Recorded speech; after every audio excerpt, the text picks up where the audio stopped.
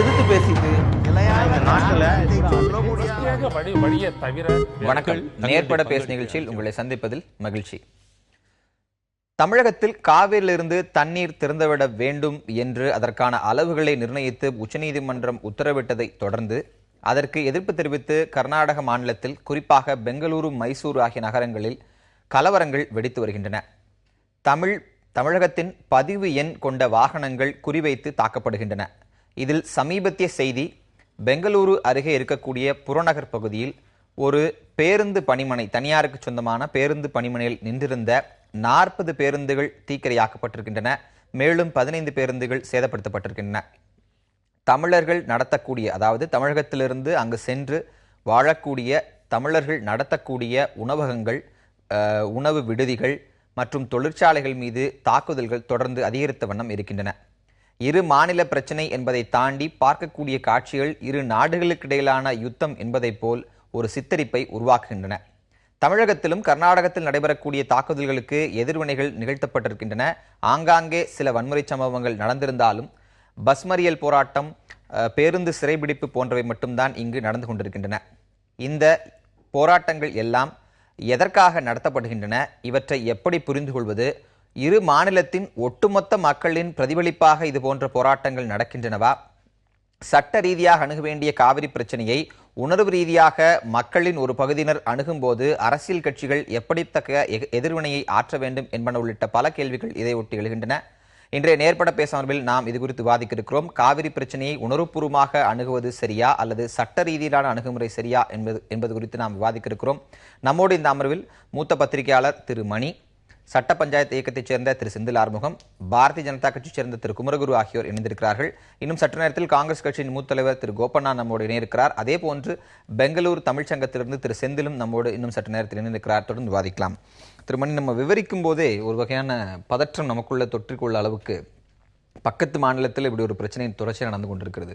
சமீபத்தில் அந்த 35 பஸ்ஸை எரிக்கிறாங்க. அப்படிங்கும்போது ரொம்ப இயல்பாகவே உணர்ச்சி வசப்படக்கூடிய ஒரு சூழலாக அது இருக்கும். ஆனால் இந்த நேரத்தில் உணர்வுக்கு எந்த அளவிற்கு மதிப்பு தேவைன்னு நினைக்கிறீங்க? இல்லை, இப்போ உடனடியாக அங்கே அமைதி நிலைநாட்டப்பட வேண்டும். உணர்வு ரீதியான பிரச்சனை தான் காவிரி பிரச்சனை, அதில் எந்த மாற்று கருத்துக்கும் இடம் கிடையாது. ஆனால் 2 மாநிலங்களுக்கு இடையிலான பிரச்சனை என்றது மாறிய பிறகு, விவகாரம் உச்சநீதிமன்றத்திற்கு சென்று விட்ட பிறகு உச்சநீதிமன்றம் சொல்லுபடித்தான் எல்லோரும் நடந்தாக வேண்டும். ஆனால் துரதிருஷ்டவசமாக அதை ஒரு மாநிலத்தில் உள்ள ஒரு சிலர் ஏற்றுக்கொள்ள மறுக்கும் பொழுது அரசாங்கம் ஏற்றுக்கொண்டு விட்டது. ஆனால் அங்கே இருக்கக்கூடிய வேறு சில குழுக்கள், அவர்கள் ஃப்ரிஞ்சு குரூப்ஸா, ஆர்கனைஸ்டு வைலன்ஸான்றது போக போக தான் தெரியும்.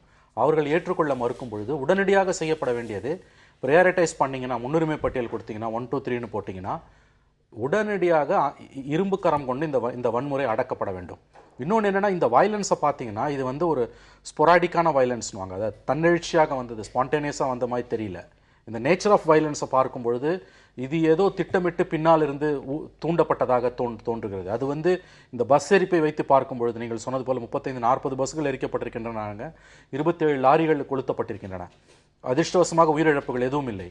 அப்போ இது கார்ப்பரேட் ரைவலரியா கூட இருக்கலாம், நமக்கு தெரியாது. அல்லது அரசியல் ரீதியாக சித்தராமையா, காங்கிரஸ் முதலமைச்சர் சித்தராமையா அவர்களுடைய அரசியல் அதிகாரத்தை அண்டர்மைன் பண்ணக்கூடியதுன்னு சொல்லுவாங்க. அவரை அரசியல் ரீதியாக பலவீனமாக்குவதற்காக அந்த கட்சிக்குள்ளே இருந்தோ வெளியில் இருந்தோ தூண்டிவிடப்பட்ட வன்முறையாகவும் இருக்கலாம். எப்படி இருந்தாலும் இந்த வன்முறையை ஆன்டிசிபேட் பண்றதற்கு, எதிர்பார்ப்பதற்கு கர்நாடக மாநில முதலமைச்சர், அந்த அரசு எந்திரம் தோற்றுவிட்டது. அந்த அளவில் இது ஒரு டெரிபிள் இன்டெலிஜென்ஸ் ஃபெயிலர். ஏன்னா இன்றைக்கு காலையில் உச்சநீதிமன்றத்தில் அவர்கள் வழக்கை மறுபடியும் கொண்டு சென்ற பிறகு அந்த உத்தரவுகள் மதியம் வரையில் கூட ஓரளவு நிலைமை சுமூகமாகத்தான் இருக்கிறது. வேண்டுமானால் அங்கொன்றும் இங்கொன்றுமாக வன்முறை நிகழலாம். இவ்வளவு பெரிய வன்முறை வரும் என்று யாரும் எதிர்பார்க்கவில்லை. இன்னும் சொல்ல போனால் 91ஆம் ஆண்டு காவிரி நடுவர் மன்றத்தின் இடைக்கால தீர்ப்பு வந்த பொழுது வெடித்த வன்முறைக்கு பிறகு கிட்டத்தட்ட 25 ஆண்டுகள் ஓடிவிட்டன. அதற்கு பிறகு வந்திருக்கக்கூடிய இந்த வன்முறையை பார்க்கும்பொழுது இந்த கடந்த 7-8 மணி நேரமாக இது ஒரு ஸ்பொராடிக் வயலன்ஸ் கிடையாது. அப்பனா இது என்னன்றதை அவர்கள் ஆராய வேண்டும். முதலடியாக செய்ய வேண்டியது, இவர்கள் இந்த எப்பாடுபட்டால் இந்த வன்முறை ஒடுக்கப்பட வேண்டும். அதற்கு அவங்க ராணுவத்தை அழைக்கிறாங்களா, பாராமிலிட்டரி ஃபோர்ஸ் அழைக்கிறாங்களா, அதெல்லாம் அந்த நிர்வாகமும் மத்திய அரசும் செய்ய வேண்டியது. இமீடியட்டா செய்ய வேண்டியது இவர்கள் வன்முறையை ஒடுக்குவதற்கு என்ன வேண்டுமானாலும் செய்ய வேண்டும். இங்க இருக்கக்கூடிய தமிழக அரசு, அமைச்சரவை, முதலமைச்சர், இவர்கள் இதில் இதுவரைக்கும் அஃபிஷியலா ஸ்டேட்மெண்ட் எதுவும் முதலமைச்சரிடமிருந்தோ அரசிடமிருந்தோ வரவில்லை. அந்த போக்குவரத்துறை அமைச்சர் அந்த பாதிக்கப்பட்டிருக்கக்கூடிய அந்த தனியார் பேருந்து ஓனர் அவங்களுடைய அந்த ஓட்டுநர்களை அழைத்து வருவதற்கான ஏற்பாடுகளை செய்திருக்கிறோம் என்று தான் அவர் சொல்லியிருக்கிறார். ஆகவே அஃபிஷியலாக தமிழ்நாடு கவர்மெண்ட் இது வரைக்கும் ரியாக்ட் பண்ணல. சித்தராமையா அவர்கள் இன்று மாலை ஒரு கடிதம் நம்முடைய முதலமைச்சருக்கு எழுதியிருக்கிறார். அது இங்க இருக்கக்கூடிய சில கன்னட தொழில் நிறுவனங்கள் தாக்கப்பட்டது அது குறித்து. ஆக இவ்வளவு பெரிய வன்முறைக்கு பிறகும் கிட்டத்தட்ட 7 மணி நேரமாக வன்முறை நிகழ்ந்து கொண்டிருக்கிறது. தமிழக அரசிடமிருந்து எந்த விதமான ரியாக்ஷனும் வரவில்லை. அது வந்த பிறகுதான் நம்ம அடுத்த ஸ்டேஜ் என்னதை பத்தி பேச முடியும். நம்ம இல்ல தமிழக அரசு நம்ம பேசிக்கொண்டிருக்க இதே நேரத்தில் தமிழக அரசுக்கான ரியாக்ஷன் வந்திருக்கிறதாகவும் செய்தி இருக்கு. தற்போது வந்திருக்கக்கூடிய செய்தி, கர்நாடக முதலமைச்சருக்கு தமிழக முதலமைச்சர் ஜெயலலிதா கடிதம் எழுதியிருக்கிறார். அந்த கடிதத்தில் கர்நாடக மாநிலத்தில் தமிழர்களுக்கு எதிராக நடைபெறக்கூடிய அந்த தாக்குதல் குறித்தும் அவர்களுக்கு உரிய பாதுகாப்பு அளிக்க வேண்டும் என்கிற வழியில் அவர் ஒரு கடிதத்தை எழுதியிருக்கிறார். இந்த கடிதம் பற்றிய விவரங்களை அடுத்தடுத்து வரக்கூடிய செய்திகளை பார்க்கலாம். நம்ம தொடர்ந்து வாதிப்போம். செந்தில் ஆறுமுகம், இங்கே 2 பேருக்கு ரொம்ப முக்கியமான ஒரு பொறுப்பு இருப்பதை பார்க்க முடியுது. போன்ற ஒரு அன்ரெஸ்ட் நடக்கும்போது, ஒரு கலவரங்கள் நடக்கும்போது, ஒன்று அரசு இயந்திரம், அது 2 மாநில அரசுகள். இப்ப அவர் கடிதம் எழுதியிருக்காரு, இப்ப நம்ம தரப்புல இருந்து கடிதம் எழுதப்பட்டிருக்கிறது. 2வது அங்க இருக்கக்கூடிய பிற அரசியல் கட்சிகள்.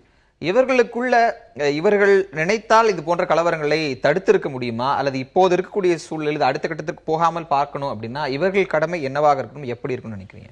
அதாவது நடக்கக்கூடிய சம்பவங்கள்லாம் பார்க்குறப்ப இந்தியாவின் சிறப்பே யூனிட்டி அண்ட் டைவர்சிட்டி அப்படிமா, வேற்றுமையில் ஒற்றுமைங்கிறத இந்தியாவோட சிறப்பே. இன்னைக்கு நடக்கக்கூடிய சம்பவங்கள்லாம் பார்க்குறப்ப ரொம்ப வருத்தம் அளிக்கிறதா இருக்கிறது.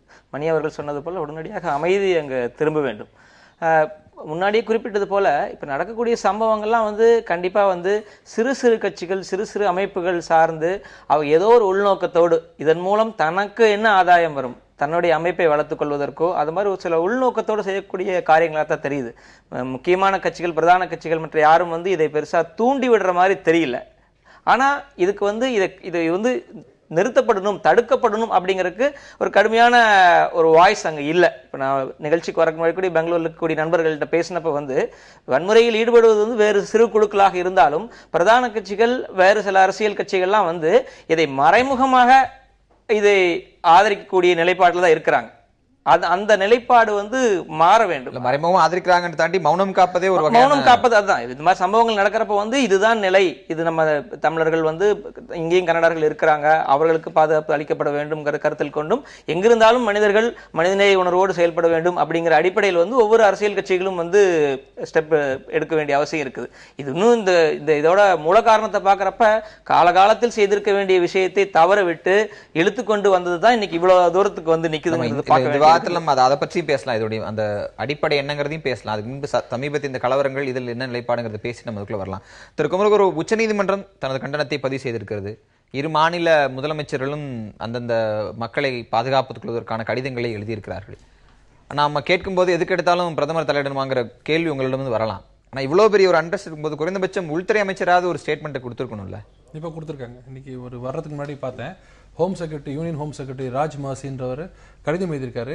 உங்க கடிதம் இல்லை, போன்லேயே பேசியிருக்காரு சித்தராமையா கிட்ட. உங்களுக்கு என்ன ஹெல்ப் வேணாலும் சொல்லுங்க, நாங்க க்ளோஸா வாட்ச் பண்ணிட்டு இருக்கோம். நீங்க வேணும்னு சொன்னா பேராமிலிட்டரியில மிலிட்டரி ஃபோர்ஸ் கூட அனுப்ப ரெடியா இருக்கும். பட் இது முதல்ல கர்டைல் பண்ணணும், இது நல்லதுக்கு இல்லை. இப்படியே போச்சுன்னா 2 மாநிலம் கொண்டு உறவு கெட்டுப்பட்டு இப்பதான் சொல்லியிருக்காங்க. அது ஒன்றும் அவங்க எல்லாமே ரெடி. ஆனா என்னன்னா ஃபெடரல் சிஸ்டம், நீங்க அவங்க சொல்லாமே நீங்களே மிலிட்டரி அமைச்சிருந்தீங்கன்னா உடனே பிஜேபி அங்க ஆட்சிக்கு இல்லை, அதனால காங்கிரஸ்ங்க தான் அமைச்சிட்டாங்கன்னு.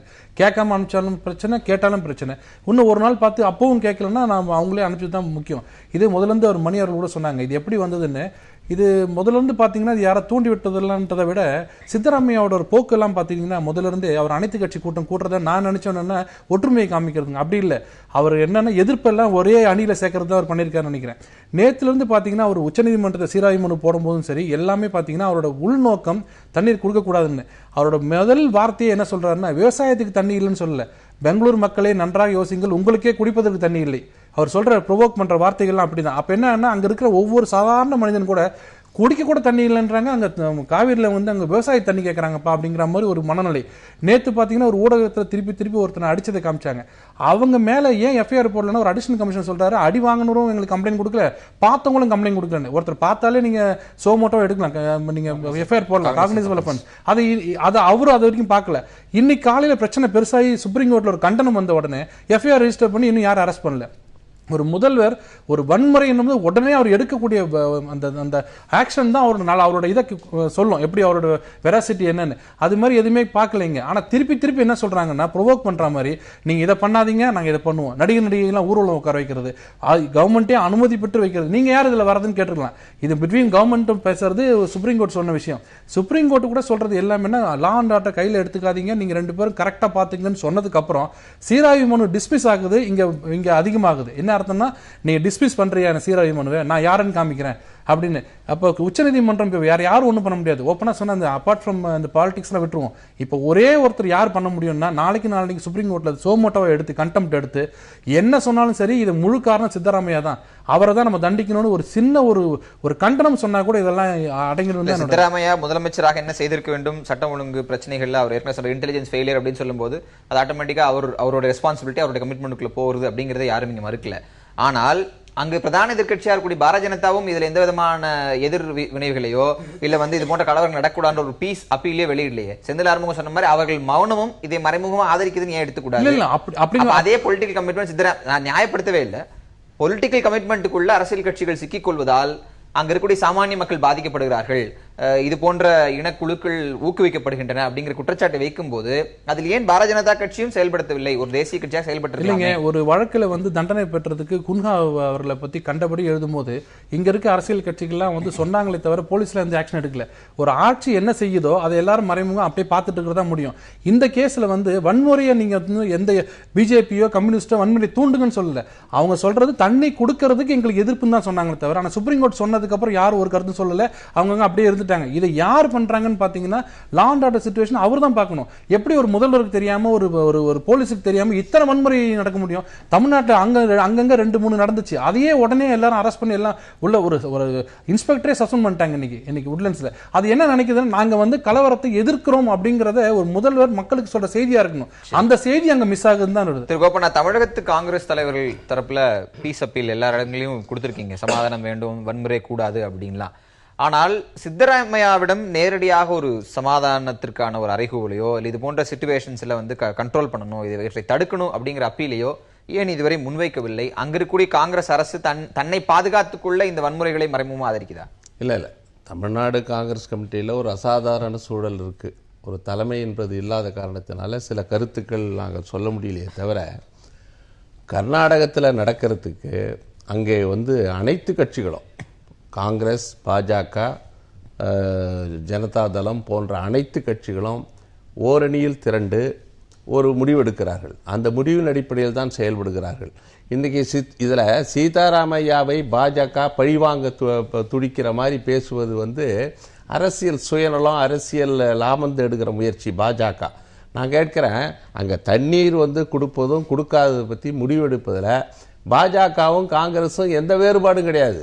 2 பேருமே தண்ணி கொடுக்கக்கூடாது, நடுவர் மன்ற தீர்ப்பை நிறைவேற்றக்கூடாது. சதானந்த கவுடா என்ன சொல்றாரு, அனந்தகுமார் என்ன சொல்றாரு, எல்லாருமே கடுமையான நிலை எடுக்கிறார்கள். இதுல ஒரு கட்டத்துக்கு மேல என்ன பண்ணுவாங்கன்னா, இதை நீதிமன்ற தீர்ப்பு இப்போ இந்த 10 நாட்களுக்கு 15,000 கனஅடி நீர் வழங்க வேண்டும் என்று சொன்ன அந்த இடைக்கால தீர்வு, அந்த தீர்வை அந்த அரசு நிறைவேற்றுகிற போது இது கர்நாடகத்திற்கு எதிரான ஒரு தீர்ப்பை இந்த அரசு நிறைவேற்றுகிறது என்று சொல்லி அந்த அரசை கவிழ்ப்பதற்கும் அந்த அரசை சீர்குலைப்பதற்கும் பாஜக முயற்சி செய்து, அந்த முயற்சியினுடைய ஒரு பிரதிபலிப்பு தான் நண்பர் இன்னைக்கு குமரகுரு அவர்கள் பேசுவது. அந்த அடிப்படையில் இது அணுகுது. இதில் அரசியல் வருகிறது. நான் கேட்கிறேன், கர்நாடகத்தில் காங்கிரஸ், பாஜக அனைத்து கட்சிகளுமே தமிழ்நாட்டு நலனுக்கு விரோதமாக, நடுவர் மன்ற தீர்ப்புக்கு எதிராக, நடுவர் மன்ற தீர்ப்பு வழங்கி இவ்வளவு காலத்திற்கு பிறகு கடந்த மார்ச் 2013 அது அரசிதழில் ஐக்கிய முற்போக்கு கூட்டணி அரசால் உச்ச நீதிமன்ற ஆணையின் பேரில் அது அரசிதழில் வெளியிடப்பட்டது. வெளியிடப்பட்டதுக்கு பிறகு இதுவரை அங்கு ஒரு 12, 13, 14 மாதங்கள் ஐக்கிய முற்போக்கு கூட்டணி ஆட்சி. அதற்கு பிறகு இந்த நாங்கள் ஆட்சிக்கு வந்தால் காவிரி மேலாண்மை வாரியம் அமைப்போம் என்று தமிழ்நாடு பாஜக முழங்கியது. இந்த 28 மாசம் 26 மாசமாக மேலாண்மை வாரியத்தை அமைப்பதில் மத்திய அரசுக்கு, நரேந்திர மோடி அரசுக்கு என்ன தயக்கம்? அந்த மேலாண்மை வாரியம் அமைக்கப்பட்டிருந்தால் இன்று என்னன்னா, நடுவர் மன்ற தீர்ப்பை யார் நிறைவேற்றுவது? ஒரு மத்திய அரசுன்றது ஒரு அது பொதுவான ஒரு அமைப்பு. இல்ல நீங்க மேலாண்மை வாரியம் சம்பந்தமா சொல்றதை புரிஞ்சுக்க முடியுது. ஆனா இன்னைக்கு சூழல் என்னன்னா, மேலாண்மை வாரியத்தை விட கூடுதல் பலம் மிக்க உச்சநீதிமன்றம் சொல்லியே அந்த அரசு நிறைவேற்றி கூட கலவரங்கள் அந்த இதுக்கு வர முடியல. இதை எப்படி பாக்குறதுன்றத முதல்ல பேசணும். இரண்டாவது இடைவேளைக்கு பிறகான விஷயங்கள் அதுக்குள்ள வரலாம். ஆனா இன்றைய சூழல்ல இந்த கலவரங்கள் உடனடியாக கட்டுப்படுத்த கலவரங்கள் நான் சொல்றேன் அங்க இருக்கிற அரசியல் கட்சிகள் தேசிய கட்சிகளுக்கு என்ன பொறுப்பு? இந்த கலவரங்கள் அரசியல் கட்சிக்கு அப்பாலே கர்நாடகாவிலே வாட்டல் நாகராஜ் போன்றவர்கள், நாராயணகுமார் போன்றவர்கள் நீண்ட காலமாக, அதாவது தமிழர்களுக்கு எதிராக இயக்கம் நடத்தி தமிழர்களுடைய வாழ்வை சூறையாடுவதும் அதன் மூலமாக தங்களை வளர்த்துக் கொள்கிற ஒரு காலித்தனமான கூட்டம் கர்நாடகாவிலே தொடர்ந்து செயல்படுகிறது. அவர்களை கண்டு அரசியல் கட்சிகள் அஞ்சுகிற சூழல் அங்கே ஏற்பட்டிருக்கிறது. யார் போராட்டத்தை நடத்துகிறவர்களை பாருங்கள். அவர்கள் யார்? அரசியல் கட்சிகளை சேர்ந்தவர்களா? கிடையாது. இந்த மாதிரி கன்னட சாலுவாளிகர் என்ற ஒரு அமைப்பு, இன்னொரு ஒரு அமைப்பு, பல அமைப்புகள், அவர்கள் என்னன்னா இந்த சமூக விரோத காரியங்களை தமிழ் மக்களுக்கு எதிராக லட்சக்கணக்கான தமிழர்கள் மாண்டியா பகுதியில், பெங்களூர் மாநகரத்தில் இன்றைக்கு வாழ்ந்து கொண்டிருக்கிறார். அவர்களுக்கு எதிராக அவர்கள் வியாபார நிறுவனங்களுக்கு எதிராக செயல்படுகிற ஒரு கடுமையான ஒரு சமூக விரோத கூட்டம் கர்நாடகத்தில் இருக்கிறது. அவர்களை கண்டு இந்த அரசியல் கட்சிகள் நடவடிக்கை எடுக்க முடியல. இதற்கு சினிமா நடிகர்கள், ஏற்கனவே கன்னட நடிகர் ராஜ்குமார் இவர்களை ஆதரித்துக் கொண்டிருந்தார். ஏன்னா இவர்கள் ஆதரவு அரசியல் தலைவர்களுக்கு தேவைப்படுகிறது. இப்படி ஒரு மோசமான சூழ்நிலையில கர்நாடகா சென்று கொண்டிருப்பதை பார்க்கணுமே தவிர இதற்கு மிகப்பெரிய பின்னணி இருக்கிறதுங்க. தற்போது நம்மோடு பெங்களூர் தமிழ்ச்சங்கத்தை சேர்ந்த திரு செந்தில் நம்மோடு தொலைபேசி இணைப்பிருக்கிறார். அவரிடம் பேசலாம். திரு செந்தில் வணக்கம். வணக்கம் சார், சொல்லுங்க. தற்போது அங்க இருக்கக்கூடிய சூழல் என்ன? ஒரு தீவிரமான கலவரம் தொடங்கி கிட்டத்தட்ட 7-8 மணி நேரங்கள் கடந்திருக்கிற ஒரு சூழலில் ஓரளவாவது அங்க இயல்பு நிலை திரும்பி இருக்கா? தற்போது அங்க இருக்கக்கூடிய நிலவரம் என்ன திரு செந்தில்? சார் இப்ப பாத்தீங்கன்னா கவர்மெண்ட் முழுசா செக்யூரிட்டி கொடுத்துருக்காங்க சார். நாங்கெல்லாம் ரொம்ப ஃப்ரீயா தான் இருக்கோம். ஹலோ சார், நீங்க தொடர்ந்து பேசலாம் சார்.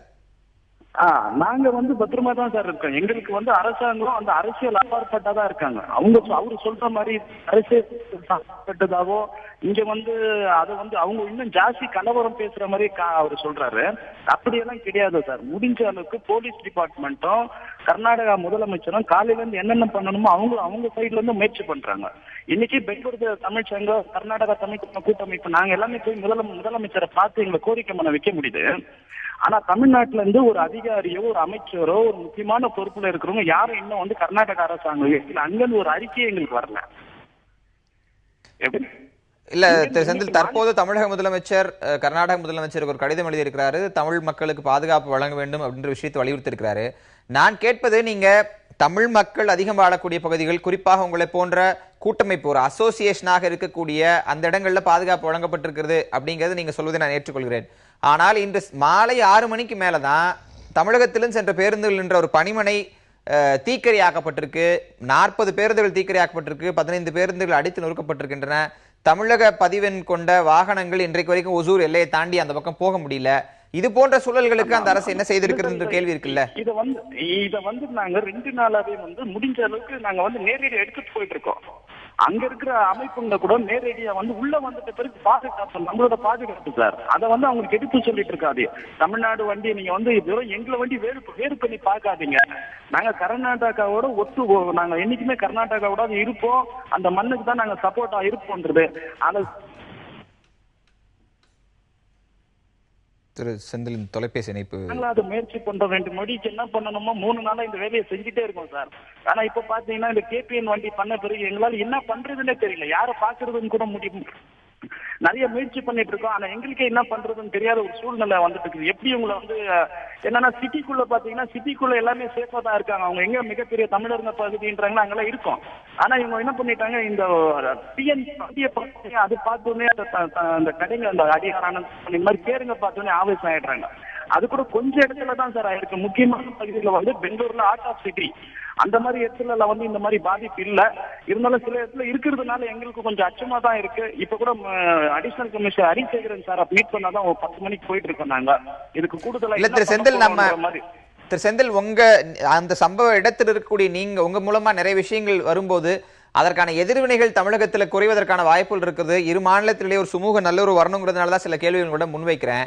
நான் கேட்பது, இது போன்ற போராட்டங்கள், இது போன்ற கலவரங்களை முன்னெடுப்பது ரொம்ப ஒரு குறுகிய அளவில் செயல்படக்கூடிய ஒரு இனவாத குழுக்கள் தான் இதை செய்கிறார்கள். பெரும்பான்மையான அரசியல் கட்சிகளை சேர்ந்தவர்களோ பெரும்பான்மை கர்நாடக மக்களோ இதற்கு ஆதரிக்கவில்லை அப்படின்னு சொல்றாங்க.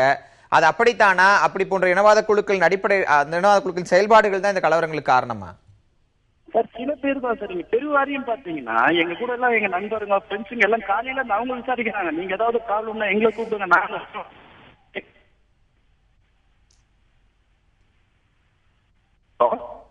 நாங்க தொடர்ந்து பேசுங்க செந்தில். நீங்க ஒரு இடத்துல நின்று பேசினா சரியா இருக்கும்னு நினைக்கிறேன். இல்ல சார் சொல்லுங்க.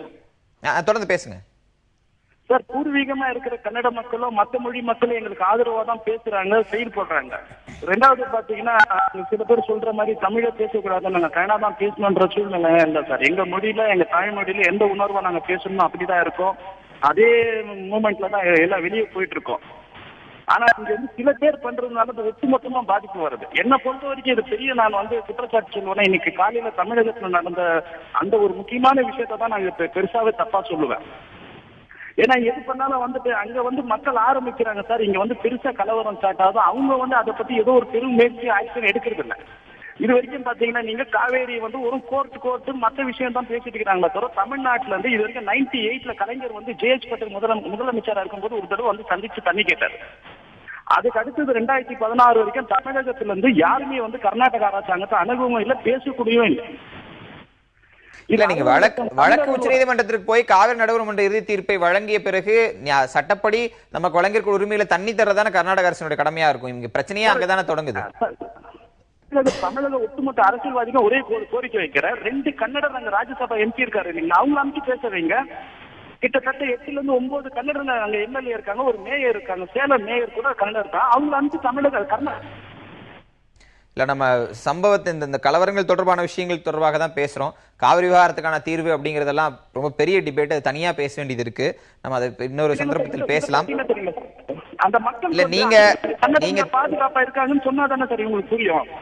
நீங்க தந்திரக்கூடிய தகவலின் அடிப்படையில பெரும்பான்மை கன்னட மக்களும் தமிழர்களும் அங்கு ஒற்றுமையாக இருக்கிறார்கள். சில இனவாத குழுக்களின் பிரச்சனை தான் இந்த போராட்டங்களுக்கும் தாக்குதலுக்கும் காரணம் அப்படிங்கிற அளவில் நான் அதை புரிஞ்சுக்கிறேன். இணைப்புல வந்து கருத்துக்களை பகிர்ந்ததுக்கு நன்றி திரு செந்தில். தொடர்ந்து பேசலாம். ஒரு இடைவேளைக்கு பிறகு நேர்பட பேச தொடரும். இன்டெலிஜென்ஸ், அது இந்த ஸ்டேட் இன்டெலிஜென்ஸ், சென்ட்ரல் இன்டெலிஜென்ஸ் எல்லாருமே எந்தெந்த விஷயங்கள் இருக்காங்கன்னு ஊடகவியலாளர் நமக்கு நிறைய விஷயங்கள் தெரியும். ஆனா இதனுடைய இன்ஸ்டிகேஷன் பார்த்தா ஒரு வீடியோ, ஒரு தமிழ் இளைஞர் ஃபேஸ்புக்கில் காவிரிக்கு ஆதரவாக கமெண்ட் போடுறாருன்னு அவரை சூழ்ந்து ஒரு பிளான்டு வீடியோ எடுத்து அது வைரலாக ஸ்ப்ரெட் பண்ணப்படுது. இதை ஒரு தன்னெழுச்சியான உணர்வின் வெளிப்பாடு அப்படின்னு பார்த்துட முடியுமா? இது நீங்க கர்நாடகாவில் நடந்த கர்நாடகாவில் நிச்சயமா இது தன்னெழுச்சியானது கிடையாது, இது தூண்டிவிடப்பட்டது. அதைத்தான் நான் சொல்லுகிறேன். அது ஒரு பிளான்டு வீடியோவை போட்டு ஃபேஸ்புக்கில், அதுவும் வந்து உச்சநீதிமன்றத்தில் விசாரணை நடந்துட்டு இருக்கிற இந்த இடைப்பட்ட காலம், ஃபர்ஸ்ட் தீர்ப்புக்கும் 2வது தீர்ப்புக்கும் இடைப்பட்ட காலத்தில் இது நடக்கும்போது இதற்கும் அரசியல் பின்னணி இருக்குன்னு சொல்லலாமா? நிச்சயமாக அரசியல் பின்னணி இருக்குது. இந்த வயலன்ஸ் வந்து உங்களுக்கு அன்லைக் 91 இது வந்து ஒரு தன்னெழுச்சியான வயலன்ஸ் கிடையாது. அதான் இப்போ இது சம்மந்தப்பட்டவர்களுக்கு தெரியும். ஏன்னா இன்று மதியம் வரையில் அங்கே நிலைமை இந்த அளவுக்கு மோசமாக இல்லை. ஏதோ 1-2 சம்பவங்கள் நடக்கலாம்னு தான் நினைச்சாங்க. இந்த அளவுக்கு 7-8 மணி நேரம் பற்றி எரியுது. அது வந்து சில பகுதிகளில் மட்டுமே அந்த பதற்றம் இருக்கிறது. ஃபார்ச்சுனேட்லி பெரும்பாலான பெங்களூர் ஏரியாவில் வந்து இல்லைன்னு தான் சொல்கிறாங்க. அது நல்ல விஷயம் அது. ஆனால் இதை தூண்டி விடுறது யார்? பெரும்பாலான அரசியல் கட்சிகள் தூண்டி விடலான்றாங்க. அது உண்மை. காங்கிரஸோ பிஜேபியோ ஜனதாதளோ அவங்களுடைய பொலிட்டிக்கல் ஒர்க்கர்ஸ் வந்து இதில் இன்வால்வ் ஆகவும் மாட்டாங்க. ஆனால் அங்கே இருக்கக்கூடிய ஃப்ரிஞ்சு குரூப்ஸு, அங்கே இருக்கக்கூடிய இனவாத குழுக்கள் அதை செய்கிறாங்க. அவர்களை பின்னால் வந்து இயக்கிறது யார்? ஒன்று. இரண்டாவது வந்து இது நடக்கும்னு ஏன் வந்து ஆன்டிசிபேட் பண்ண முடியல? இது வந்து நிச்சயமாக it's a terrible intelligence failure. இது வந்து அப்படி என்றால் வந்து உங்களுக்கு வந்து ரெஸ்பான்சிபிலிட்டி அவங்க ஃபிக்ஸ் பண்ணணும். முதலமைச்சர் பதவியில் இருக்கக்கூடியவர், முதலமைச்சர் சித்தாராமையா காங்கிரஸ் கட்சியை சேர்ந்தவர், அவர் தான் இதற்கு தார்மீக பொறுப்பு ஏற்க வேண்டும். இப்போ வந்து பிஜேபி வந்து காங்கிரஸ், பிஜேபி, ஜனதாதளம் எல்லாருமே வந்து தண்ணி விடக்கூடாதுன்றதுல ஒருமித்த கருத்தில் இருக்காங்க. ஆனால் இப்படி சட்டம் ஒழுங்கு சீர்குலையக்கூடிய உச்சநீதிமன்றத்தின் தீர்ப்புக்கு பிறகும் இப்படி ஒரு அசம்பாவிதம் நடக்கிறது, அண்டை மாநிலத்துடனான உறவு சீர்குலைய போகிறதுன்னா அந்த கடமை தவறியது அப்படின்னு வரும்பொழுது அந்த பொறுப்பு வந்து முதலமைச்சருக்கு தான் வரும். ஆகவே இதுக்கு பதில் சொல்ல வேண்டிய ஒரு முதலமைச்சர் தான். இப்போ வந்து பிளேம் கேம் நம்ம பண்றதுல அவசியம் இல்லை. அப்படி பாத்தீங்கன்னா இப்போ குமரகுரு சொல்லக்கூடிய ஒரு பாயிண்ட் வந்து சித்தராமையா தான் வந்து காரணம், அவர் வந்து அப்படின்றத நானும் அதை ஏற்றுக்கொள்கிறேன். ஆனால் இன்னைக்கு நம்ம உடனடியாக தேவை என்பது நீங்க எப்படி அமைதியை கொண்டு வர போறீங்க. ஒரு நல்ல விஷயம் என்னன்னா, நம்முடைய முதலமைச்சர் கடிதம் எழுதியிருக்கிறார். ராஜ்நாத் சிங் 2 முதலமைச்சர்கள்கிட்டையும் பேசியிருக்காங்க. உங்களுக்கு என்ன தேவையோ நாங்க அதை கொடுக்குறோம்னு சொல்லியிருக்காங்க. இதுல டைரக்டா ராணுவத்தை நீங்க இறக்கணும் அப்படின்ற அவசியம் எல்லாம் வந்து அந்தந்த மாநில முதலமைச்சர் தான் முடிவு செய்யணும். அந்த அளவுக்கு அதை மீறி கொண்டு போய் நீங்க இறக்கவும் முடியாது. மத்திய அரசு தொடர்ந்து நிலைமையை மானிட்டர் பண்ணுவாங்க. ஒஸ்ட் கேஸ் சினாரியோல இவங்க வந்து 356 அதெல்லாம் தேவையில்லை, 355 படி டைரக்டிவ்ஸ் கொடுக்கலாம். ஆனால் அந்த அளவுக்கு நிலைமை போகாது என்றுதான் நாம் நம்புகிறோம். எப்படி பார்த்தாலும் இது வந்து இந்த 8 மணி நேர வன்முறை என்பது நிச்சயமாக இது ஒரு இன்டெலிஜென்ஸ் ஃபெயிலியர் தான். திரு செந்தில் ஆறுமுகம், பொதுவான மக்கள், செய்திகளை பார்க்கக்கூடிய மக்களுக்கு வரக்கூடியது தமிழகம் தண்ணி கேட்குது, கர்நாடகம் தண்ணி கொடுக்க மறுக்குது. இது அப்படியே அடுத்த கட்ட பரிணாமமாக இந்த மக்கள் மீதான வெறுப்பாக, மக்கள் மீதான கோபமாக அது மாறுது. அதை சில இனவாத குழுக்கள் பயன்படுத்திக்கிறாங்கன்ற போது இரு மாநில மக்களுக்கும் தெளிவு பெற வேண்டிய விஷயம், இந்த அண்ட்ரஸ்லையும் இந்த விஷயத்தில் நீங்க தெளிவாக இருக்கணும் அப்படின்னு ஒரு விஷயத்தை முன்வைத்தா உங்களுடைய கருத்து என்ன? அதாவது இப்போ அடிப்படையில் என்னன்னா, இந்த காவிரி பிரச்சனையில் வந்து இது வந்து ஒரு பற்றாக்குறை நதி அப்படிங்கிற விஷயத்தை வந்து முதல்ல மக்கள் புரிஞ்சுக்க வேண்டிய அவசியம் இருக்கு. நமக்கு கிட்டத்தட்ட 2 மாநிலங்களும் முழுமையா வந்து தங்களோட நீர்ப்பாசன விவசாயம் செய்யணும்னா 1400 டிஎம்சி பக்கம் வேணும். அதுல இருக்கிறதே மொத்தமே இருக்கிறது 740 டிஎம்சி தான். அப்போ வந்து இது வந்து டெபிசிட் ரிவர் அடிப்படையிலேயே. இதை வந்து அதனால இந்த டிஸ்பியூட்டே வருது. இது வந்து எப்படி முறையா பங்கிட்டு கொள்கிறது அப்படிங்கிற அடிப்படையில் தான் இவ்வளவு காலகாலமா வந்து நீதிமன்றத்தில் வழக்குகள் நடந்து இப்ப தீர்ப்புகள் வந்திருக்குது. இப்ப இந்த தீர்ப்பு வந்து இப்ப இவ்வளவு கலவரங்கள் நடக்குதுன்னா அடிப்படையில் என்னன்னு கேட்டீங்கன்னா, இதுக்கு மூல காரணமா இருக்கக்கூடிய இந்த 2 பேரும் இவங்களை பத்தியும் பேச வேண்டிய அவசியம் இங்க இருக்குது. என்னன்னா வந்து காங்கிரஸ் ஆகட்டும் பிஜேபி ஆகட்டும் காலகாலத்தில் அவர்கள் செய்ய வேண்டிய கடமையிலிருந்து தவறியதின் விளைவுதான் இன்னைக்கு வந்து இவ்வளவு பெரிய பிரச்சனையா வந்து நிக்குது. இப்ப வந்து காங்கிரஸ்ல இருந்து நண்பர் சொல்றாரு வந்து 2013 கெசட்ல நாங்க தான் கொண்டு வந்தோம், நீதிமன்ற ஆணையின் படி, நீதிமன்றத்தின் கொட்டுதலின் படின்னு சொல்லணும். நீங்க ஏன் ஒன்னும் கெசட்ல போடாம இருக்கிறீங்க அப்படின்னு சொல்லி நீதிமன்றம் மிகப்பெரிய நெருக்கடி கொடுத்துதான் பண்ணாங்க. அது கேட்கக்கூடிய காங்கிரஸ் வந்து இதே இடைக்கால தீர்ப்பு வந்து நதிநீர் ஆணையத்தை நீங்க கூட்டல. காங்கிரஸ் ஆட்சிக்கு வந்த 2004 இருந்து 2012 தான் காவிரி நதிநீர் ஆணையத்தோட முதல் கூட்டமே நடக்குது. கிட்டத்தட்ட 8 ஆண்டுகள் வந்து ஆணையத்தையே அவங்க கூட்டல.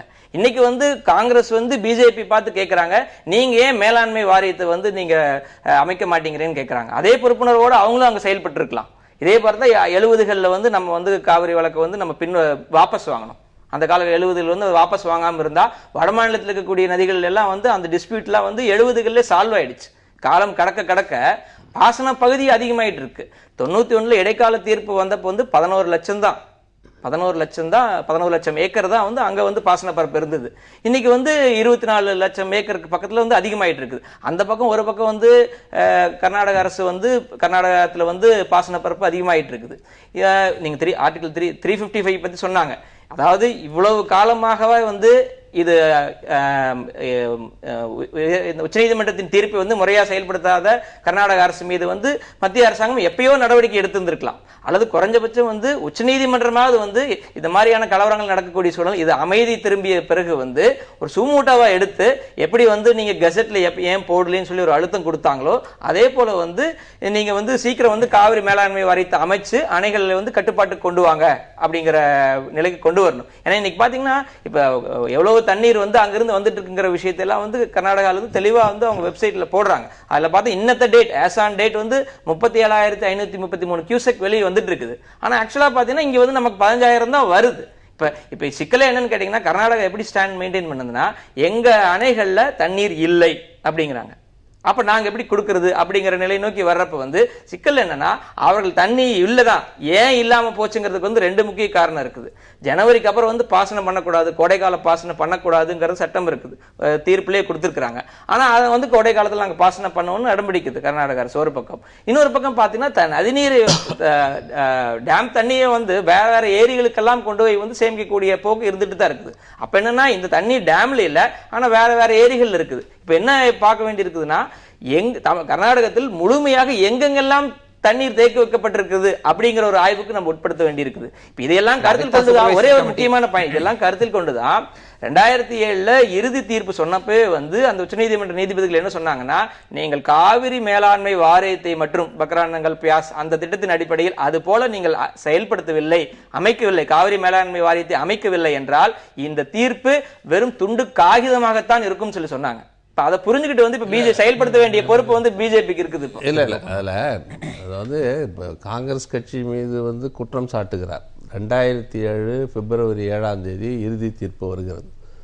இறுதி தீர்ப்பு வந்த 90 நாட்களுக்குள்ளாக இது மேலே ஏதாவது ஆட்சேபனை இருந்தால் அது மேலே முறையீடு செய்யலாம், கிளாரிஃபிகேஷன் பெட்டிஷன் எல்லாம் போடலாம். அப்படி போடுகிற போது அது வந்து நடுவர் மன்றத்திலையும் அந்த முறையீடுகள் இருக்குது, உச்ச நீதிமன்றத்திலையும் வழக்கு தொடுக்கப்படுகிறது.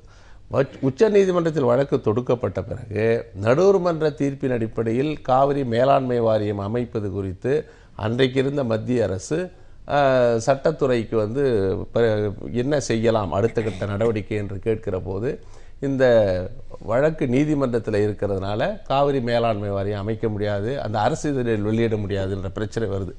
அதற்கு பிறகு 2013 மார்ச்சில் இதே நீதிமன்றம், உச்ச நீதிமன்றம் மத்திய காங்கிரஸ் அரசை உடனடியாக அரசிதழில் வெளியிடும்படி சொன்னது. இடைக்கால தீர்ப்பினுடைய அரசிதழில் வெளியிட்டது கூட உச்ச நீதிமன்ற தீர்ப்பின் அடிப்படையில் தான்.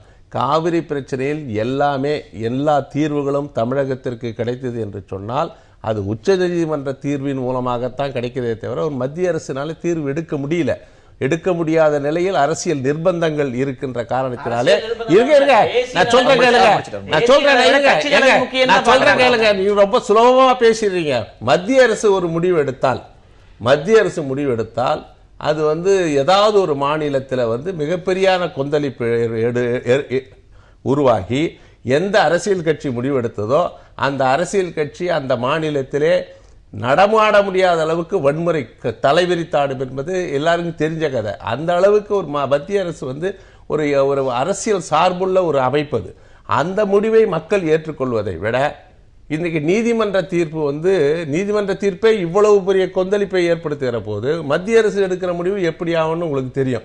ஆக நீதிமன்ற தீர்வின் மூலமாக நாம் உரிமைகளை நிலைநாட்டி இருக்கிறோம். அந்த தீர்ப்பில் நண்பர் சொன்ன மாதிரி 50% டிபெண்டபிலிட்டியில் 70% போது 740 டிஎம்சியில் தமிழ்நாட்டுக்கு 419 டிஎம்சி, கிட்டத்தட்ட 56%. காவிரியில் எவ்வளவு தண்ணீர் இருக்கிறதோ, எவ்வளவு தண்ணீர் இருந்தாலும் இருக்கிற தண்ணீர்ல 56% தமிழ்நாட்டுக்கு கொடுக்கணும், 36% கர்நாடகா எடுத்துக்கணும், மீதி இருக்குது கேரளாவுக்கும் புதுச்சேரிக்கும். இந்த அடிப்படையில் டெபிசிட் ஷேரிங் ஃபார்முலா, பற்றாக்குறையை பகிர்ந்து கொள்கிற ஒரு அணுகுமுறையை இந்த வந்து அதை வந்து காவிரி மேலாண்மை வாரியம் செய்யணும்.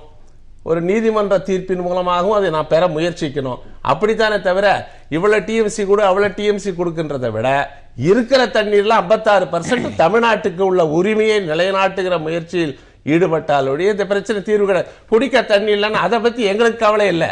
இருக்கிற கிருஷ்ணராஜசாகர்ல எவ்வளவு இருக்கு, ஆரோக்கியில் எவ்வளவு இருக்கு, ஹேமாவதியில் எவ்வளவு இருக்குன்ற இருக்கிற தண்ணியில 56% எங்களுக்கு கொடுத்துருங்க, மீதியை நீங்க வச்சுக்கோங்க. உங்க பிரச்சனையை வந்து எங்களுக்கு தெரியாது. எங்க பிரச்சனை எங்களுக்கு இருக்கிற பிரச்சனையை அவங்க புரிஞ்சுக்க மாட்டாங்க, அவங்க பிரச்சனையை நம்ம புரிஞ்சுக்க முடியாது. நமக்கு இருக்கிற உரிமையை நிலைநாட்டுகிற வகையில தண்ணீரை திறந்து விட வேண்டிய பொறுப்பு கர்நாடகா.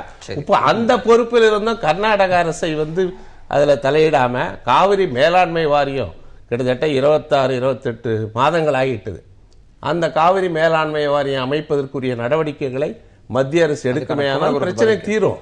இல்லை இந்த விவாதத்திலேயே பல முறை அண்ணன் அவர்கிட்ட சொல்லியிருக்கேன். அண்ணன் வந்து தூங்குறவங்க எழுப்பிடலாம், தூங்குற மாதிரி இருக்கவங்க எழுப்ப முடியாது. நானும் பல தடவை சொல்லி பார்த்துட்டா தெரியாத மாதிரியே இருக்காரு. 2013 சித்தராமையா வந்த உடனே முதல்ல ஒரு பெட்டிஷன் போடுறாரு, ட்ரிபியூனல் இதை ஏத்துக்க முடியாது, அதையே ஏத்துக்க முடியாதுன்னும் போது காவிரி மேலாண்மை வாரியத்தை அமைக்க கூடாது அப்படின்னு போடுறாங்க. நம்ம முதல்ல ஒரு இது ரிவ்யூ போடுறாங்க, காவிரி மேலாண்மை வாரியத்தை அமைக்கணும்னு சொல்றாங்க. அப்ப ஜட்ஜி சொல்றாரு வெரி பிரேயர் ஆஃப் தி இதுவே வந்து பெட்டிஷனே வந்து காவிரி மேலாண்மை வாரியத்தை பத்தி, அது எப்படி நீங்க அமைக்க சொல்றீங்க, காவிரி மேலாண்மை அமைக்க முடியாதுன்னு சொல்லிட்டாரு. டிசம்பர் 3ஆம் தேதி 2013 ஜஸ்டிஸ் லோதா அவர்கள்ட்ட திருப்பி அந்த பெட்டிஷன் வருது. அப்ப அவர் சொல்றாரு, தமிழக அரசுல இருந்து சார்பில் வழக்கறிஞர் கேட்கிறாரு, முதல்ல காவிரி மேலாண்மை வாரியம் அமைங்கன்னு. அவங்க கேட்கிற பெட்டிஷன் அதானுங்க, அதை எப்படிங்க திருப்பி அமைக்க முடியும்? இனிமேல் காவிரி மேலாண்மை வாரியத்தை பத்தி நீங்க பேசாதீங்க, there is no urgency to constitute a board. நாங்க சொல்ற வரைக்கும் ஹெடாக் கமிட்டி ஒன்னு இருக்கு, அதுதான் சூப்பர்வைசரி கமிட்டி, அதை போய் நீங்க சொல்லுங்கன்னா நீங்க எதுக்கு எங்கிட்ட கேக்குறீங்க, இதை நாங்க முடிக்கிறோம்னு சொன்னாங்க. இப்போ அந்த பிரச்சனை இங்க இருக்கு. சப்ஜூடிஸ் இருக்கு, எல்லாம் தெரியும். அது சித்தராமையோட பிரேயரே வந்து போர்டுல எங்கால் வேணுமா உங்கால் வேணுமா யார் வருவாங்கலாம் இதுல இருக்கு. திருப்பி திருப்பி போர்டுங்கிற 2000 நண்பர் கேட்ட மாதிரி 2007 நடந்தது 2013 வரைக்கும் டிராக் ஆன் பண்றதுக்கு அவங்களுக்கு பல நல்ல காரணங்கள் இருக்கலாம். ஆனா 2013 நாங்க வந்ததுல இருந்து 2 வருஷமா மேட்டர் கோர்ட்ல இருக்கு. இதை நான் சொல்லல, தமிழக முதல்வர் சொல்றாங்க. இந்த விஷயத்தை நீங்க நிறைய முறை சொல்லிருக்கேன். நான் என்னுடைய கேள்வி பொலிட்டிக்கல் கமிட்மெண்ட் இருக்கு அப்படின்னு வெளிப்படையா திரு கோபண்ணா ஒத்துக்கிட்டாருன்றதை நான் பாக்குறேன். அதாவது இது போன்ற விஷயங்களை தலையெடுத்தால் அந்த அரசியல் கட்சி அங்க செயல்படவே முடியாது அப்படிங்கிற மாதிரி சூழல் இருக்கு. ஏன்னா உச்சநீதிமன்ற தீர்ப்பையே எதிர்த்து அங்க விஷயங்கள் நடக்கின்றன, யார் எதிர்த்து பேச முடியாத சூழல் இருக்கும்போது ரொம்ப வெளிப்படையான பதில திரு குமரோட கேட்கிறேன். இந்த கேஸ் இல்ல, இது சப்ஜுடிஸா இல்ல அப்படின்னா மத்திய அரசு அதை அமைத்து இருக்குமா? தமிழக கர்நாடக பாரதிய இல்ல இது வரைக்கும் நடந்தது ஏன் நீங்க வைக்கலன்னு சொல்ற வரையும் இனிமேல் ஃபியூச்சர் 2018 நீங்க வைப்பீங்களான்னு கேக்குறது ஒண்ணான்றது எனக்கு முதல்ல புரியல. ஆனா இப்போ சொல்றேன், அதுதான் சொல்றேன், இப்போ சொல்றேன், தயவு செய்து தமிழக அரசு இனிமேலாவது பெரிய பெரிய வழக்கறிஞர்களா வச்சு இதை சீக்கிரம் கொண்டு வந்து இந்த மேலாண் இந்த ரிவ்யூ பெட்டிஷனை டிஸ்மிஸ் பண்ணுங்க. அதுக்கப்புறம் வேளாண்மை வாரியம் அமைக்கிறோமா இல்லையா நீங்க பாருங்க. ஆனா நீங்க வர்றதுக்கு முன்னாடி எங்களை மட்டும் நீங்க அமைப்பீர்களான்னு கேட்பீங்க. இல்லைங்க, திருப்பி சொல்றேன், நீங்க சொன்னீங்க பாருங்க, ஏன் இந்த வன்முறை காரணம் அரசியல் பண்ண விரும்பலான அண்ணா அரசியல் பண்ண வைக்கிறாரு. கேள்விகளுடைய அடிப்படை நான் சொல்லிடுறேன். ஏன்னா காவிரி மேலாண்மை வாரியம் அமைப்பதற்கு கர்நாடக பாரதிய ஜனதாவுடைய அனைத்து மூத்த தலைவர்களும் இன்றைக்கு எதிர்ப்பு தெரிவிக்கிறாங்க. வெங்கையா நாயுடு அங்கிருந்து தேர்ந்தெடுக்கப்பட்ட அந்த காரணத்தினாலேயே அந்த மாநிலத்திற்கு ஆதரவா பேசணும் விமர்சனம் அவர் மேல இருக்கு. இப்படி ஒரு சூழல் இருக்கும்போது நீங்க மேட்டர் சப்ஜுடிஸ் எங்கேயாவது ஒரு இடத்துலயாவது பிஜேபி மேட்டர் நாளைக்கு காவிரி மேலாண்மை வாரியம் அமைக்கணும்னு சுப்ரீம் கோர்ட் சொன்னா கூட நாங்க அதை லிசன் பண்ண மாட்டோம்னு சொல்றாங்களா? மேட்டர் அங்க பெண்டிங் இருக்கு, இப்ப பேசாதீங்கன்னு சொல்றாங்களா? இல்ல தண்ணி திறந்து விடாத போராட்டத்தை தண்ணி திறந்து விட அங்க இருக்க அதிமுக சொல்லுது தண்ணி திறந்து விடாதீங்கன்னு. அதுதான் அது இல்ல 2 அரசியல் கட்சி 2 இடத்துல இருந்தா இது வரும்னு ஒத்துக்கிறேன். ஆனா அதுதான் ஒத்துக்கிறேன். ஆனா இல்ல நானும் வெளிப்படையா சொல்றேன், இங்க இல்ல இப்ப சொல்றேங்க, இல்ல நீங்க காவிரி மேலாண்மை இல்ல பண்ண முடியாது. நீங்க நினைக்கிற மாதிரி சப்ஜுடிஸா இருக்கும்போது பிரதமர் தள்ள முடியாது. ஆனா அப்படி கேஸ் முடிஞ்சதுன்னா நாங்க அமைக்கிறோம்னு சொல்றோம். அங்க இருக்கிறவங்க அப்படிதான் இருப்பாங்க. நாங்க டாக்டர் தமிழிசை என்ன சொல்றாங்க, நாங்க இதை எதிர்க்கிறோம், நாங்க வரவே காவிரி நீர் வேணும் கேக்குறாங்க. இது எல்லாருக்கும் தெரிஞ்ச விஷயம். ஆனா சுப்ரீம் கோர்ட் சொன்னதுக்கு அப்புறமும் ஏன் இப்படி பண்றாங்கன்னு கேட்டீங்க பாருங்க. முந்தானத்தை ஒரு பெட்டிஷன் ஃபைல் பண்றாங்க கர்நாடகால. சொல்றாங்க போன வருஷம் இது மாதிரி தான் நீங்க ஒன்னு கொடுக்க சொன்னீங்க, 30 டிஎம்சி கொண்டு போய் கடல்ல கலந்துட்டாங்க. அவங்க என்ன சொல்றாங்க, கடல்ல கூட கலப்போம் ஆனா உங்களுக்கு கொடுக்க மாட்டோம்னு சொல்றாங்க. யார் சொல்றதுங்க? கர்நாடக கவர்மெண்டோட அட்வொகேட் ஜெனரல் கொடுக்குறாரு. என்ன அர்த்தம் மக்களுக்கு சொல்றாருன்னா, பாத்துக்க அவங்க கேட்கிற தண்ணி எது கேட்கறாங்க தெரியுமா, கடல்ல கொண்டு போய் கலக்க போறாங்க. இப்படி விஷம பிரச்சாரத்தை தூண்டி தூண்டி தூண்டி விட்டதுனாலதான் இன்னைக்கு எப்படிங்க இன்னைக்கு ஆமா அவர்தான் சித்தராமையா வந்து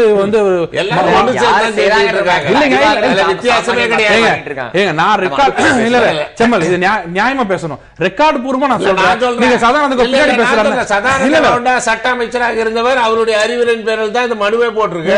அவரு எங்க போட்டாருங்க? நான் சொல்றது ஸ்டேட் கவர்மெண்ட் போட்ட மனுல 30 ஆலோசனை சொன்னதே மத்திய உங்க அமைச்சர்கள் தான். இல்ல அதெல்லாம் இல்ல, உங்க அமைச்சர்கள் தான் ஆலோசனை பண்ணி இந்த மாதிரி அணுகுமுறை 30 டிஎம்சி என்னன்னா ப்ரொவோக் பண்ணி இன்னைக்கு ரிவிஷன் பெட்டிஷன் பென் டிஸ்மிஸ் மட்டும் இல்ல, சுப்ரீம் கோர்ட் இன்னைக்கு சொல்றது இன்னும் 4 நாளுக்கு விடுன்னு. அதாவது 4 நாளுக்கு விடுன்னு சொன்னா நான் இங்க காமிப்பேன்னு சொன்னா அது அங்க ஆட்சி செய்யற அரசாங்கம் காரணமா, மேல இருக்கிற மத்திய அரசு காரணமா? கர்நாடக மத்திய அமைச்சர்களும் அது காரணம். நீதிமன்றத்தில் இந்த வழக்கு இருக்கிறதுனால வந்து மேலாண்மை வாரியத்தை நாங்க அமைக்க முடியாது, சப்ஜுடிஸ் அப்படிங்கிற ஒரு சப்பக்கட்டு கட்டுறதை வந்து கண்டிப்பா ஏத்துக்க முடியாது. ஏன்னா 2013 ஜட்ஜ்மெண்ட் கொடுத்தாச்சு, கெசட்ல போட்டாச்சு, அது ரிவ்யூக்கு போறாங்க. ரிவ்யூக்கு போனா நிறைய இடைக்கால தடையும் எதுவும் கொடுக்க, ஸ்டே ஏதாச்சும் கொடுத்துருக்காங்க, முன்னாடி எதுக்கு ஸ்டேயும் கிடையாது, இல்ல கெசட்ல போட்டாச்சு. இன்னைக்கு வந்து கண்டிப்பாக எந்த தடையும் கிடையாது, மேலாண்மை வாரியத்தை அமைக்க முடியும். காங்கிரஸ் கோபண்ணா அவர்கள் சொன்னது போல அப்படி மேலாண்மை வாரியத்தை நாங்களே வலிஞ்சு போய் அமைக்க, நாங்க அமைச்சா நாம அங்க கர்நாடகால நம்மளோட பொசிஷன் பொலிட்டிக்கல் பொசிஷன் வந்து ரொம்ப வீக் ஆயிடுங்கிற காரணத்தை தவிர கண்டிப்பா வந்து ஏன்னா நான் வந்து வர்றதுக்கு முன்னாடி விவசாய சங்க தலைவர்கள் வந்து அவங்கள்ட்டையும் பேசிட்டு வந்தோம், மூத்த பொறியாளர்கள் சங்க தலைவர்கள்ட்ட இருந்தும் பேசிட்டு வந்தோம். கண்டிப்பா வந்து இது தவறான தகவல் வந்து தமிழ்நாட்டு மக்களுக்கு தெரிவிக்கிறாங்க. இது வந்து சப்ஜுடிஸா இருக்குது, அதனாலதான் மேலாண்மை வாரியத்தை அமைக்க முடியாதுன்னு பாஜக சொல்றது வந்து தங்களுடைய பொறுப்பை தட்டி கழிக்கிறாங்க. தேசிய கட்சிகளுக்கு தேசிய நலன், தேசிய பார்வை, பரந்துபட்ட பார்வை இல்லாததுதான் இந்த பிரச்சனைக்கான மேஜர் காரணம். ஒரே ஒரு வரி லோதா சொல்ற வரி பாருங்க, we don't think there is any urgency in the prayer made by Tamil Nadu. The application can be heard along with civil appeal on award given by the tribunal. யார் சொன்னது? there is no urgency ன்னு சொல்லி supreme court judge சொல்றாரு. இவர் வந்து மேட்டர்ல சப்ஜூடிஸ் சே இல்லங்கறார். எப்படிங்க மக்கள்கிட்ட இப்படி தான் சொல்றாங்க? ஒரு விஷயத்தை உண்மையா சொல்லுங்க. அர்ஜென்சி கிடையாது, நாங்க ஃபார்ம் பண்ண மாட்டோம்னு சொல்றாரு சுப்ரீம் கோர்ட் ஜட்ஜ். இல்ல ஒரு கேள்வி. அதாவது இந்த 2014 மே மாதம் ஆட்சிக்கு வந்து இந்த 28 மாதங்கள்ல காவிரி மேலாண்மை வாரியம் அமைக்கிற முயற்சியில மத்திய சட்டத்துறை அல்லது அதனுடைய அட்டர்னி ஜெனரல் மூலமாக உச்ச நீதிமன்றத்தில் ஏதாவது முயற்சி செய்திருக்கிறீர்களா? பெட்டிஷன் போட்டு தமிழ்நாடு இல்ல இல்ல அந்த பக்கம் போட்டு இருங்க, அந்த பக்கம் போட்டு இருங்க, அந்த பக்கம் போட்டது கர்நாடகா. இதுல மத்திய அரசு உள்ள வந்து இல்ல தண்ணி இல்லங்க ஏங்க அப்புறம் கேக்குறேன், தண்ணி வேணும்னு கேக்குற தமிழ்நாடு ஒண்ணும் பண்ணாது, தண்ணி குடுக்கணும்னு அவங்க ஒண்ணும் பண்ண மாட்டாங்க. மத்திய அரசு வந்து எப்பங்க காவிரி மேலாண்மை வாரியம் சீக்கிரம் அமைக்கணும்னு கேட்கணுமா? ஏதாவது நியாயமா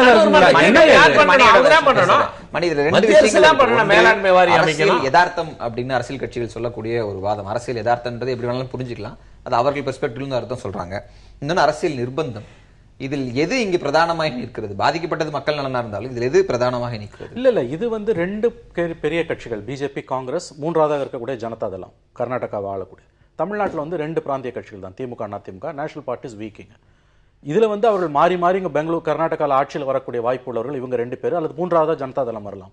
ஆகவே எந்த காலகட்டத்திலும் அவர்கள் எந்த விதமான தீர்வுக்கும் ஒப்புக்கொள்ள மாட்டார்கள். ஏனெனில் பிரிட்டிஷ்காரர்கள் ஆட்சி காலத்திலிருந்து வந்த அந்த ஒப்பந்தங்கள், 2 ஒப்பந்தங்கள், அதற்கு பிறகு சுதந்திரத்துக்கு பிறகு வந்த ஒப்பந்தம், எதையுமே அவர்கள் ஏற்றுக்கொள்ள மறுக்கிறார்கள். காரணம் இது வந்து ஹிஸ்டாரிக்கலா தங்களுக்கு அநீதி இழைக்கப்பட்டு விட்டது இந்த ஒப்பந்தத்தினால் என்பதுதான் அவருடைய நிலைப்பாடு. அதன் தொடர்ச்சியாக தான் நம்ம இதை பார்க்கணும். எந்த காலத்திலும் காவிரி மேலாண்மை வாரியத்தை காங்கிரஸ் கட்சியோ பிஜேபியோ டெல்லியில் ஆளுற வரைக்கும் அவங்க இதை ஒத்துக்க மாட்டாங்க. ஏன்னா இது வந்து ஒரு பொலிட்டிக்கல் ஹாட் பொட்டேட்டோ. அவங்களுக்கு நம்ம எல்லாரும் காவிரி மேலாண்மை வாரியம் ரொம்ப சாதாரணமாக பேசுறோம். அதோட அர்த்தம் என்ன? அந்த மதகுகளை திறந்து விடக்கூடிய அதிகாரமும் ஒட்டுமொத்த அணையும் அந்த வாரியத்திடம் போய்விடும். இன்னைக்கு ஒரு 5 TMC தண்ணீரை கூட திறந்து விடுன்னு சொன்னதுக்கு எவ்வளவு பெரிய வன்முறை நடக்குது. அப்ப என்ன நடக்கும்ன்றது வந்து ஓரளவு நம்ம யூகித்து பார்க்கலாம். ஆகவே அது வந்து அவ்வளவு சுலபமான முடிவு அல்ல. குமரகுரு சொன்ன ஒரு பாயிண்ட் கரெக்ட். அதாவது வந்து ஜஸ்டிஸ் லோதா வந்து இது அர்ஜென்சி இல்லைன்றாரு, மேட்டர் அங்கேயே பெண்டிங்ல இருக்குது. அப்புறம் வந்து இதுக்கு தமிழ்நாடு போட்ட பெட்டிஷன், கர்நாடகா போட்ட பெட்டிஷன்.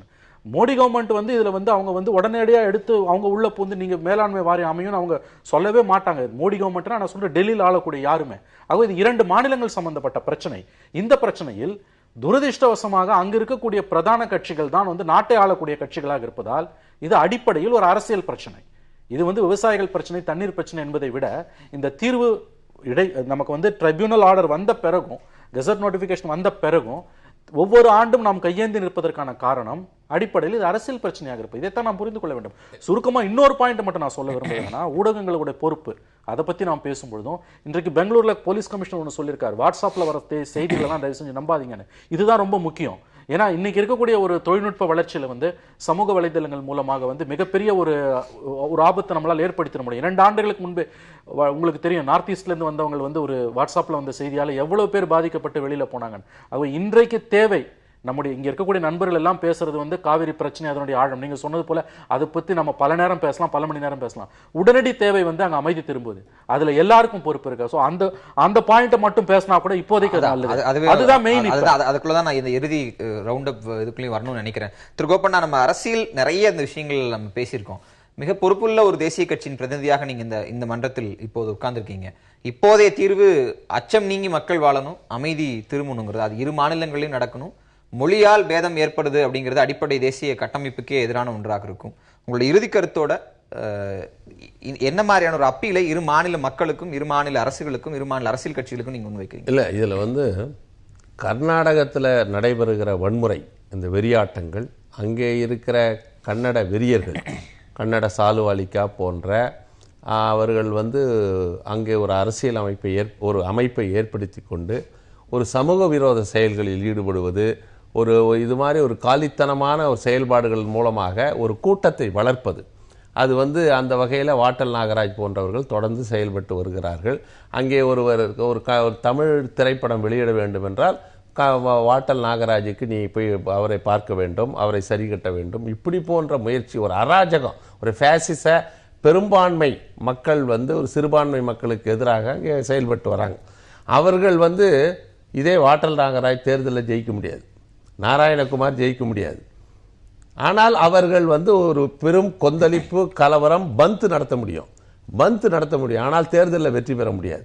அவர்கள் வந்து ஒரு சமூக விரோத செயல்களில், இது போன்ற பேருந்துகளை எரிப்பது, இதன் மூலம் அங்கே வந்து தமிழர்களுக்கு எதிராக அவர்கள் தாக்குதல் நடத்தி அதன் மூலம் தமிழகத்திலே ஒரு கொந்தளிப்பை ஏற்படுது. என்ன ஒரு மனநிறைவுன்னா, தமிழ்நாட்டில் வந்து ஒரு மிகப்பெரிய அமைதி இருக்கிறது. தமிழர்கள் தங்கள் கலாச்சார பாரம்பரிய பெருமையை காப்பாற்றி வருகிறார். அந்த நிலையில் மனநிறைவோடு இதையெல்லாம் சகித்து கொண்டிருக்கிறார்கள். ஆனால் இது எல்லை மீறி போகுமேயானால் அதை தடுக்க வேண்டிய பொறுப்பு அங்கே இருக்கிற சீதாராமையா தலைமையிலே இருக்கிற அமைச்சரவை, அங்கே இருக்கிற தமிழர்களுடைய சொத்துக்களுக்கும் உடைமைகளுக்கும் உயிர்களுக்கும் பாதுகாப்பு கொடுக்க வேண்டிய பொறுப்பு இருக்கிறது. அந்த பொறுப்பை அவர்கள் நிறைவேற்ற வேண்டும் என்பதுதான் நமது கோரிக்கை. திருக்குமார், ரொம்ப சுருக்கமாக உங்களுக்கு இறுதி கருத்து. இல்லை, மணி அவர்கள் சொன்ன மாதிரி அது ரொம்ப தெளிவான விஷயம். ஏன்னா இப்போ நம்ம அங்கே இருக்கிற நம்ம உறவினர்கள் தான் அங்கே இருக்காங்க, நம்ம அண்ணன் தம்பி தான் இருக்காங்க. நம்ம பேசுகிற ஒவ்வொரு வார்த்தையும் அங்கே அவங்களுக்கு பிரதிபலிக்கும். அதெல்லாம் இல்லாமல் முடிஞ்ச வரைக்கும் எவ்வளோ சீக்கிரம் அதை இது அமுக்க முடியுமோ பார்க்கணும். அதை மீறி அவங்க முடியாது இப்படித்தான் இருப்போம்னு சொன்னாங்கன்னா தமிழக அரசு ஒரு ஸ்டெப் மேலே போய் நாளைக்கு லீவ் தான் இருந்தாலும் சுப்ரீம் கோர்ட் சீஃப் ஜஸ்டிஸை பார்த்து ஒரு மனு கொடுத்து கண்டெம்ப்டாக எடுத்து எதையாவது ஒன்று செஞ்சு முதல்ல ஒரு இரும்பு காரம் கொண்டு ஒரு குட்டா வந்து கர்நாடக கவர்மெண்ட்டுக்கு வச்சா தான் இது கொஞ்சமாவது இவர் சொன்ன மாதிரி இந்த ஃப்ரிஞ்ச் குரூப்பாவது கொஞ்சம் பயந்துங்கிறது எல்லாம் பண்ணுவாங்க. இன்னைக்கு கூட சித்தராமையா வீட்டில் வந்து கழுத்துக்கு அடிச்சிருக்காங்கன்னு சொல்றாங்க. இதையெல்லாம் பார்க்கும்போது இன்னும் அவருக்கும் அதில் பங்கு இல்லைன்றது மாதிரி ஒரு உருவகம் வருது. அது தப்பு. ஆனால் நம்ம தமிழக அரசு உடனடியாக கோரிக்கையெல்லாம் வைக்க வேண்டாம், சுப்ரீம் கோர்ட்டில் போய் முதல்ல மனு வைக்கணும். திருச்செந்தில், அடிப்படையில் வந்து தமிழர்களுக்கும் கன்னடர்களுக்கும் நல்ல ஒரு சுமூகமான உறவு இருந்துகிட்டு தான் இருக்குது. அதில் எந்த வகையான பாதிப்பும் இல்லை. மிக பெருவாரியான மக்கள் மத்தியில் எந்த பிரச்சனையும் கிடையாது. இந்த சிறு குழுக்கள் பண்றதுதான் பெரிய பிரச்சனை. இப்ப என்ன ஒரு செய்தி கர்நாடக அரசாங்கம் கொடுக்கணும், எதிர் கர்நாடக அரசாங்கம் கொடுக்கணும், இல்லைன்னா வந்து கர்நாடக உயர்நீதிமன்றம் கூட ஒரு சுமூட்டாவை எடுத்துட்டு வந்து இந்த மாதிரி பிரச்சனை பண்ணக்கூடிய சிறு குழுக்கள் மேல கடுமையான நடவடிக்கைகள், அந்த அமைப்புகளை தடை செய்யறதோ, அந்த அமைப்பின் முக்கிய தலைவர்கள் மேல வந்து நடவடிக்கை எடுக்கிறதோ அதை செய்வதற்கு நடவடிக்கை எடுக்கணும்.